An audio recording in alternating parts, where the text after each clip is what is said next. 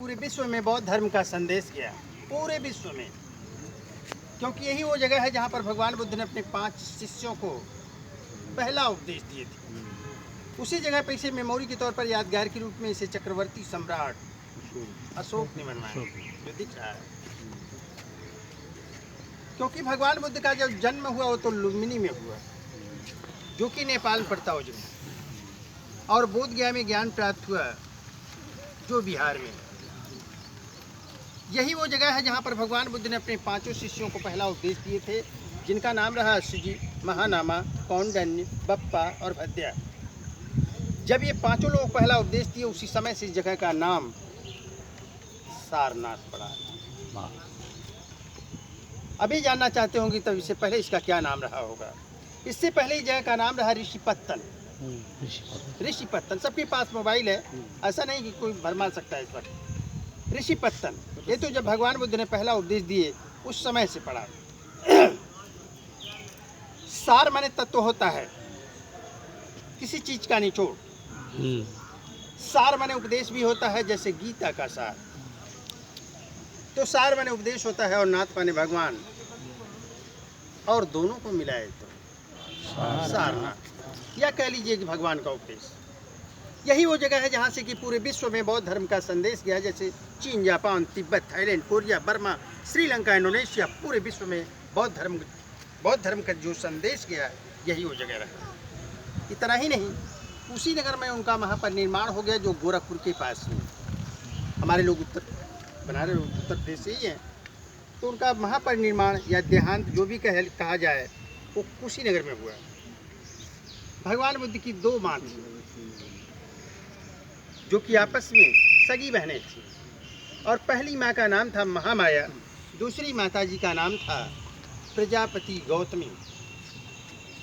इसीलिए भगवान बुद्ध को गौतम बुद्ध भी कहा जाता है। और भगवान बुद्ध महामाया जी से ही पैदा हुए थे, और उनके पैदा होने के 7 दिन बाद उनकी माता जी का देहांत हो गया।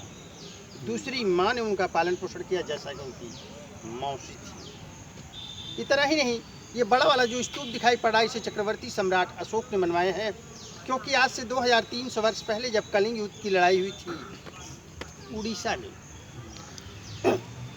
उसमें बहुत रक्तपात हुआ, बहुत लोग मारे गए, जिससे दुखित होकर के सम्राट अशोक ने बौद्ध धर्म को अपनाए। उन्होंने ही भगवान बुद्ध की याद में इसे बनवाए, और ऐसे 5 स्तूपा बनवाए उसी वक्त, अलग अलग जगहों पे। एक राजगीर में है, एक नालंदा में है, ये दोनों बिहार में है, एक श्रावस्ती में है, और एक मध्य प्रदेश में है, जिसे सांची के नाम से जाना जाता है, वो भोपाल में है। सामने जो दिखाई पड़ा, ये सारनाथ का धर्म एक स्तूप है। इसकी हाइट 110 फीट है, परिधि जो है वह 93 फीट है, 93। इसके अंदर न खिड़की है न दरवाजा है। हमारे कहने का तात्पर्य यह है कि एकदम सॉलिड बना हुआ है, एकदम भरा हुआ, एकदम ठोस बना हुआ है, पिलर की तरह है। सिर्फ उसके प्रांगण में जाने का इंडियन वासी का 25 रुपये टिकट होता है, और विदेशी लोगों का 300 रुपया होता है।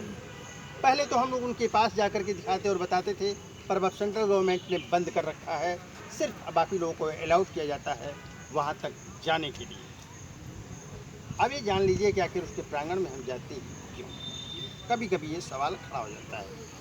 जैसे हम लोग मुस्लिम धर्म को लेते हैं तो 2 धर्म होते हैं, शिया और सुन्नी। जैन धर्म को लेते हैं तो श्वेतांबर और दिगंबर होते हैं। ठीक उसी प्रकार से बौद्ध धर्म में भी 2 होते हैं। हाँ, अरे क्या बात मौर्य, हमें तो आपको पता है ये बात। हीनयान और महायान। हीनयान के लोग इसे भगवान मानते हैं, वो लोग घूम करके पूजा करते हैं, परिक्रमा करते हैं। बुद्धम शरणम गच्छामि, धम्मम शरणम गच्छामि, संघम शरणम गच्छामि का प्रार्थना करते हैं। और जो महायान के लोग होते हैं वो बैठ करके प्रार्थना करते हैं। अंतर कितना है, मानते हैं दोनों लोग भगवान बुद्ध को ही, एक आकार को मानते हैं तो निराकार को मानते हैं। उसके उस साइड में जाते हैं तो आपको हिरण मोर सारे चीज़ दिखाई पड़ेंगे। उसके इस साइड में आते हैं तो पहले का मोनेस्ट्री है, जो खंडहर में तब्दील हो चुका है। वहीं से खुदाई हुआ, तो जितने सामान मिले हैं वो म्यूजियम में रखा हुआ है। इतना ही नहीं, उसके अंदर हमारे इंडिया का अशोक स्तंभ भी रखा हुआ है, 4 लाइन, जो हमारे करेंसी पर लिया गया है।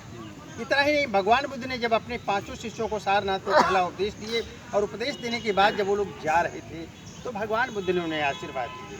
आशीर्वाद मुद्रा में ही भगवान बुद्ध का प्रतिमा इस मंदिर के अंदर लगा हुआ है। आइए आप लोग भी इनसे आशीर्वाद ले लीजिए। थैंक यू भाई, थैंक यू।